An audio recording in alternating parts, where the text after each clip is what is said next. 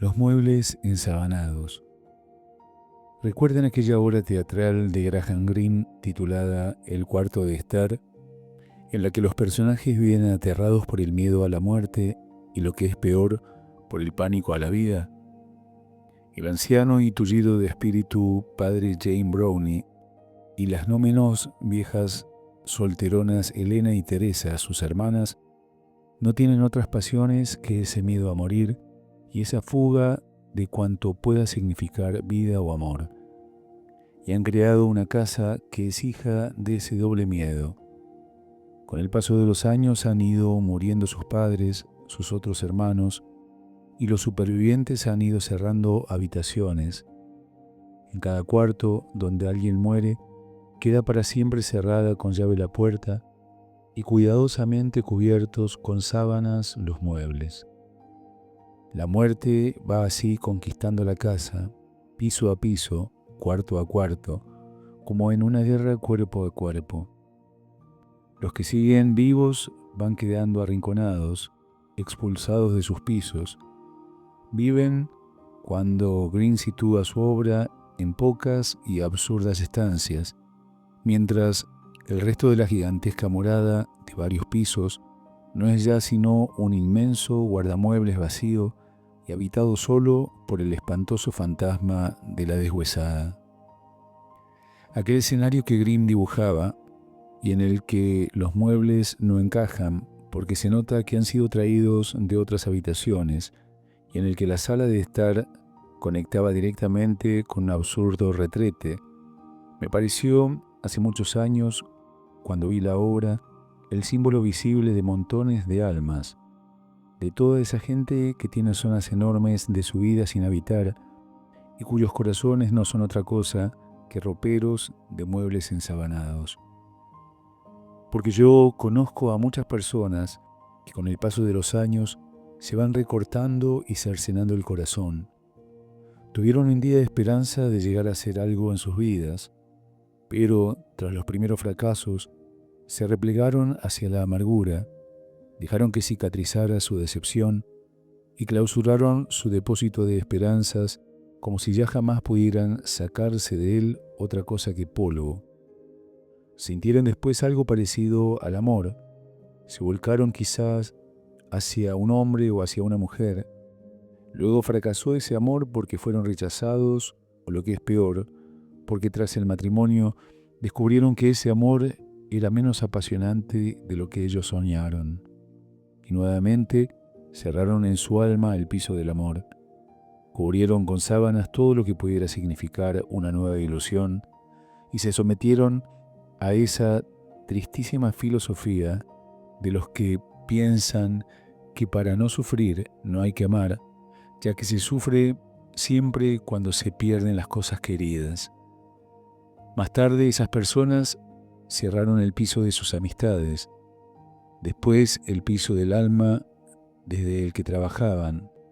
Fueron así lentamente suicidándose, cercenándose rabanadas de alma, replegándose a las pocas habitaciones de su egoísmo, a los desvanes de su miedo. Me impresionan esas almas, lo mismo que las casas deshabitadas hace años.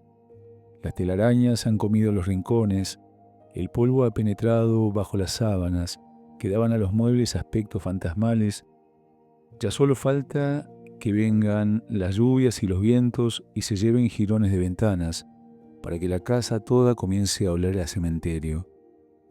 Hay almas así, demasiadas, almas que al abrirse lanzan en torno suyo ese olor a moho de los armarios que nadie abrió en años.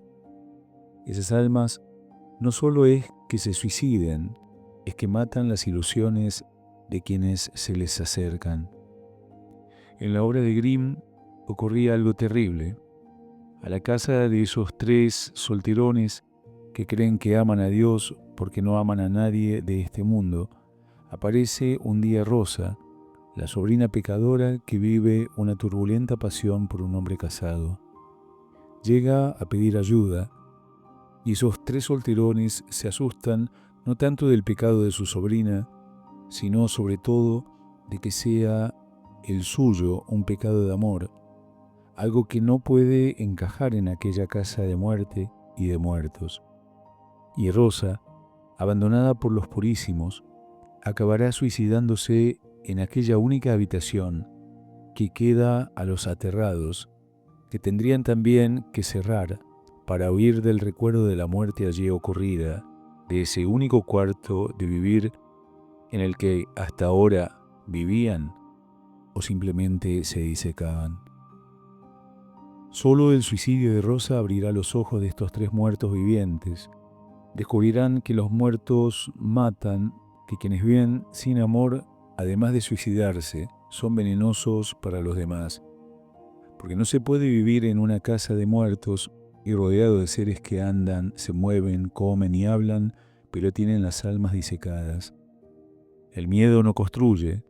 Fue la gran lección que yo aprendí en aquella obra. Es preferible equivocarse a disecarse.